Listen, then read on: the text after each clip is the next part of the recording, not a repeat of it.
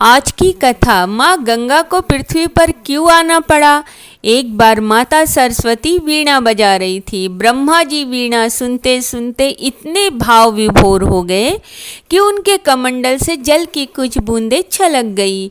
वीणा के संगीत का प्रभाव भी इतना प्रबल था कि बूंदें गिरते ही एक छोटी कन्या के रूप में बदल गई।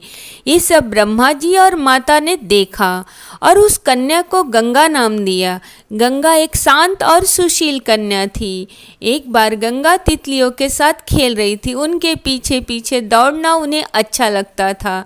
इसी तरह खेलते खेलते वह एक झरने के समीप आई। उसने देखा ऋषि दुर्वासा स्नान कर रहे हैं और उनके कपड़े समीप ही रखे हुए हैं। तब तक एक तेज हवा के झोंके से ऋषि के कपड़े पानी में गिर गए। ऋषि उन्हें संभालने की कोशिश कर रहे थे। यह सब देखकर गंगा को ऋषि पर हंसी आ गई और वह हंसने लगी। तब ऋषि का ध्यान उस ओर गया। ऋषि दुर्वासा अपने क्रोध के लिए प्रसिद्ध थे। उन्हें क्रोध भी आ गया गंगा को हंसते हुए देखकर।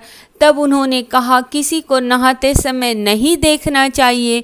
ब्रह्मलोक में रहते हुए भी तुम्हारे अंदर शिष्टाचार नहीं है। और उन्होंने गंगा को पृथ्वी पर नदी बनकर बहने का श्राप दिया। गंगा के क्षमा मांगने पर ऋषि का क्रोध शांत हुआ। तब उन्होंने कहा, जब पृथ्वी पर अकाल की स्थिति होगी तब आपके लिए कोई घोर तपस्या करेगा, तभी आप पृथ्वी पर जाएंगी। जैसे धरती सबका भर करती है और माता कहलाती है, वैसे ही आप सबको नया जीवन देंगी तो आप भी माता ही कहलाएंगी। इस तरह माँ गंगा का पृथ्वी पर आने की कथा की रचना हुई।